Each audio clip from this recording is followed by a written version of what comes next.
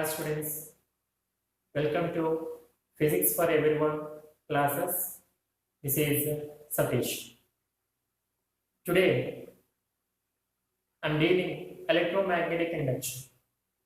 Regarding NEET and JEE examinations, this chapter is very important. If you look at the previous year analysis, certainly it comes either one or two questions. Even the one question matters 4 marks for the both examinations. So let us start our today discussion along with you. The topics are magnetic flux. The second is the magnetic flux due to rotation of the coil.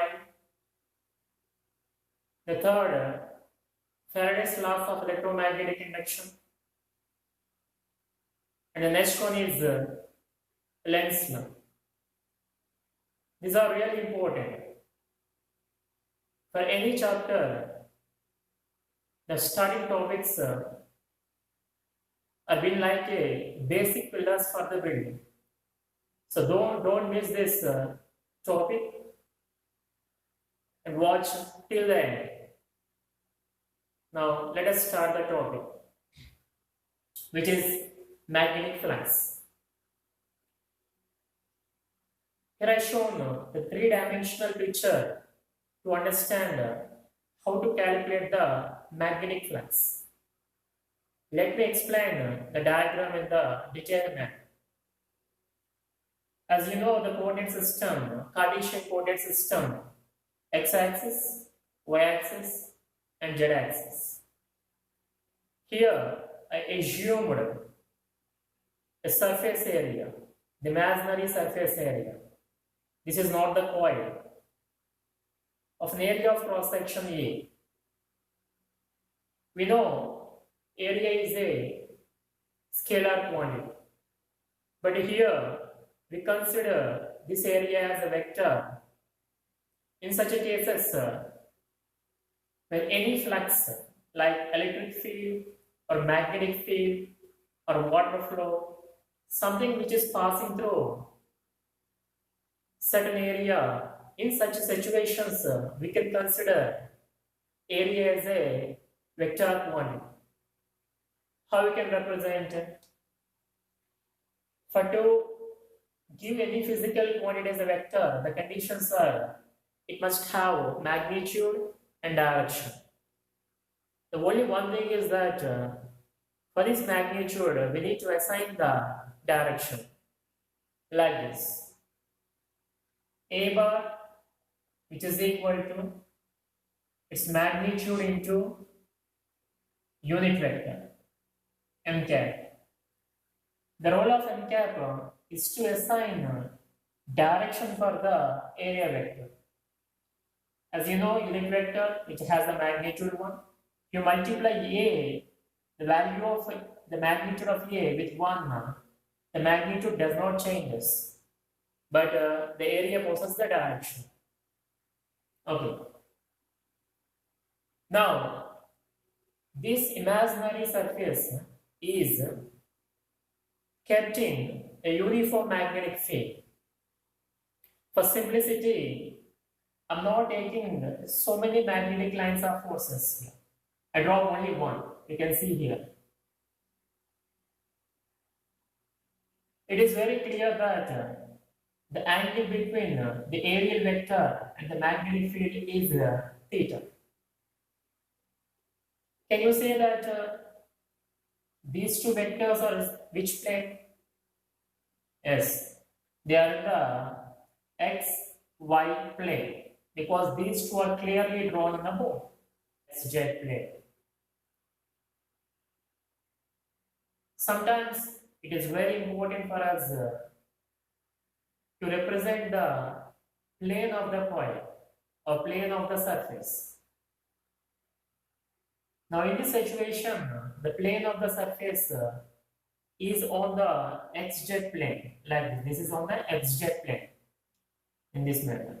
You can see this is in this direction it is x-axis, and vertical it is y-axis, and towards you it is the z-axis. Now the x-axis itself has the plane of the surface area.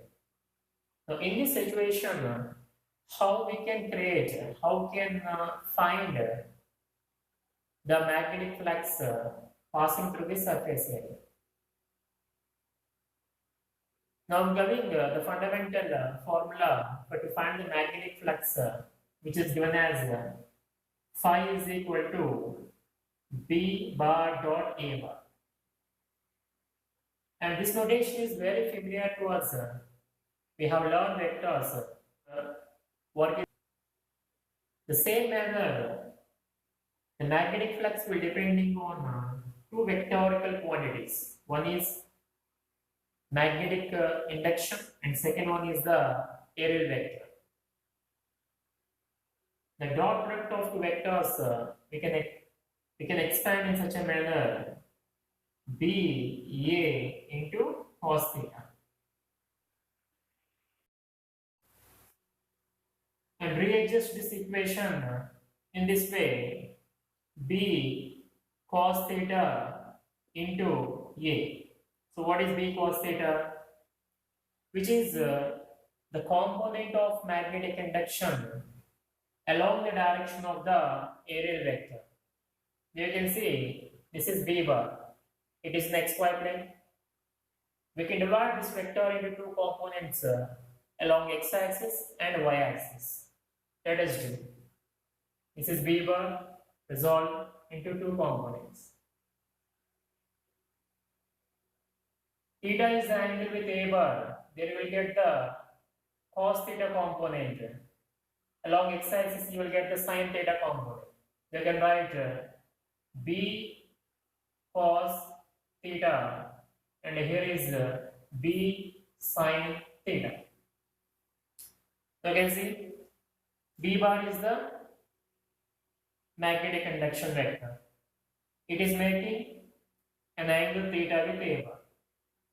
So what I have done, it is divided into two components. One component is B sin theta, comes along the plane of the surface or along the x-axis.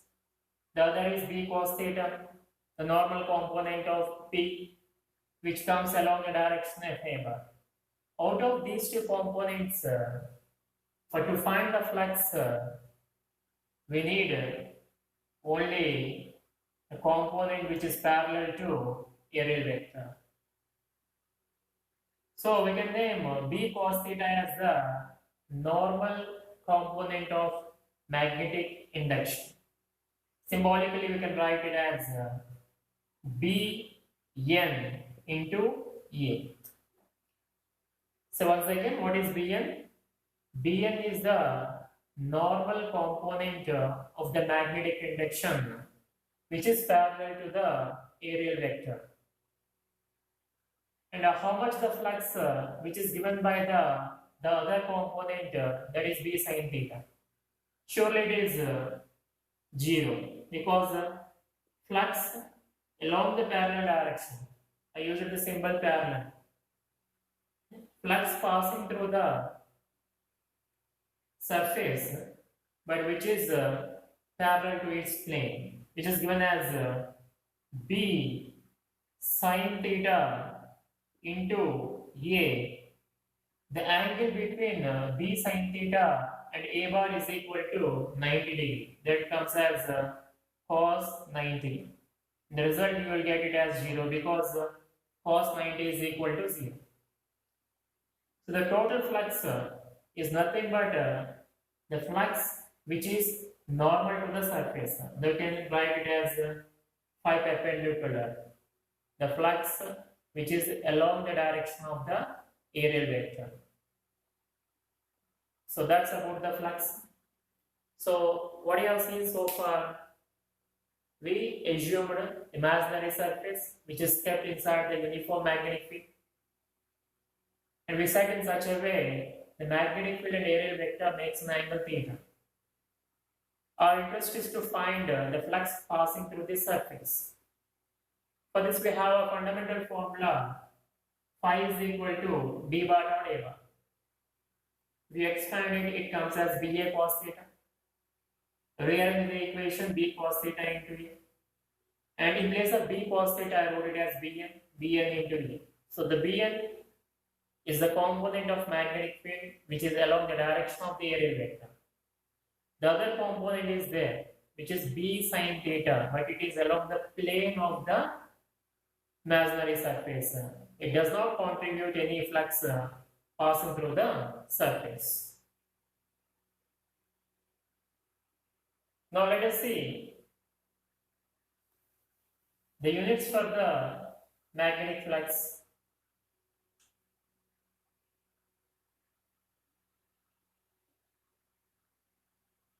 In SI system, the unit is Weber, or we can write it as Tesla meter square. Once again, recall the formula for magnetic flux.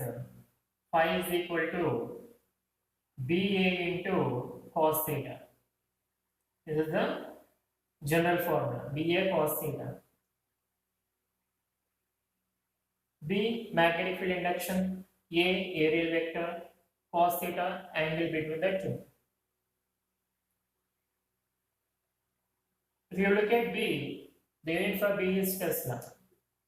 And the area we can write it as in terms of its units meter square. So Tesla meter square is the SI unit for the magnetic flux.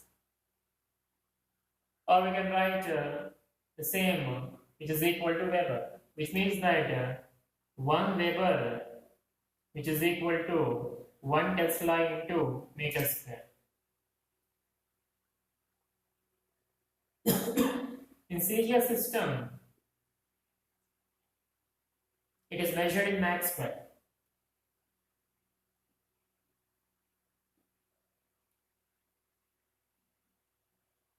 There is a relation between these two systems, which is given as 1 Weber or 1 Tesla meter square, which is equal to 10 power 8 Mach square.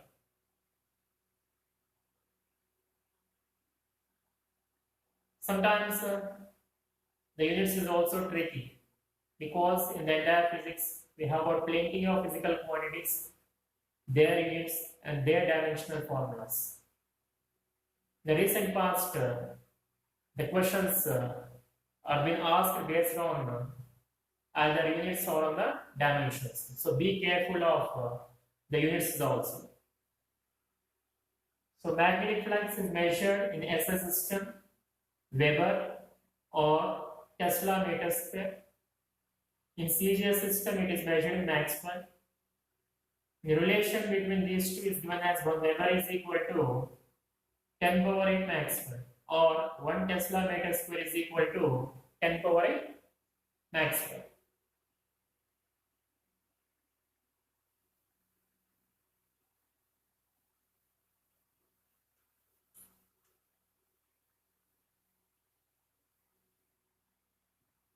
Now let us figure out the dimensional formula for the magnetic flux.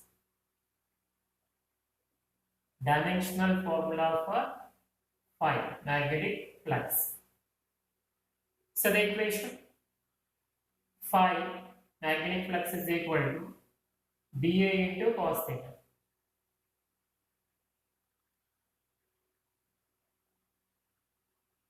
Dimensions of A is clear. It is measured in meter square, so it is L square. The dimensions is L square. But if you take out magnetic induction, we might not remember the formula by practice or by heart. Let us go the basic formula for magnetic induction. So B we can write it as B is equal to F by N. Almost we know the dimensions of the force. You can write it as F is NA, so you can write it as ml t power minus 2. The dimension for the force m into a. For mass, m is the dimension. For acceleration, the dimension is L t power minus 2. What is m here? It's not the mass. It's the pole strength. That comes in magnetism. The unit for pole strength is ampere meter. So ampere is the unit for the current. So you can write it as A, dimension for the current, or we can use I. That's our choice. I'm using I instead of A. I is the dimension for the current. For meter, we can write again it as A. So A into A. If you solve it, you will get M. L and L get cancelled. T power minus 2 and I to the power of minus 1. This is the dimension for the magnetic induction. But we need a dimension for the flux. So substitute the dimension of B in the above equation. We got 5. The dimension is B, we got it as M T power minus 2 I power minus 1 into the side area is there. Its dimension is L square. We can write it as L square cos theta. It is a trigonometric function, so it doesn't have any dimension.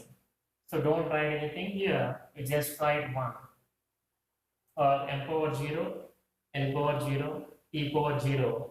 Anything power 0 comes as 1. So finally, we can set the dimension for flux M L square T power minus 2 I to the power of minus 1. So what we have seen, the unit for the magnetic flux, the second is the dimension for the magnetic flux. Recall once, in SI system, the unit for magnetic flux is Weber or Tesla meter square. Both are equal in magnitude. In CGS system, the unit is Maxwell. The relation among these two is 1 Weber, which is equal to 1 Tesla meter square, is equal to 10 power 8 Maxwell. That's about the unit of phi. Now coming to dimensional formula, but to find the dimensions of phi, it's not suggestible for you to remember the dimensions for almost many physical quantities. Better to remember the formula, basic formulas. With that, we can derive the dimensions within minutes, within seconds. You see? But to find phi dimensions, we need the dimension of B. For that, what I want, B is equal to F by M. Dimensions of F is m T power minus 2. We know F as the force as mass into acceleration. Here small m is the pole strength. We have got a basic idea. Pole strength is measured in ampere meter. So I wrote it here it as I into L.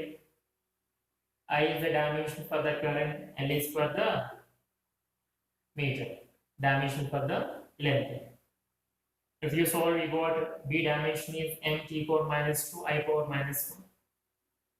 Substitute B dimensions in phi, you will get the result is ml square T power minus 2 into I power minus 1.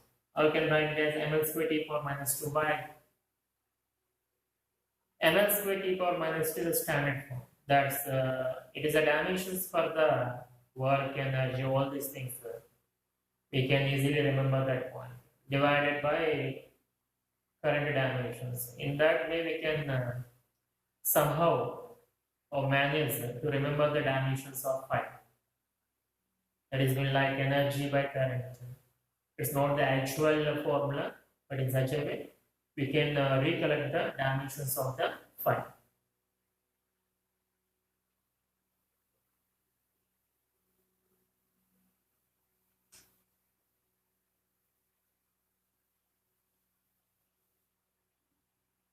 So that's the overall discussion about the magnetic flux.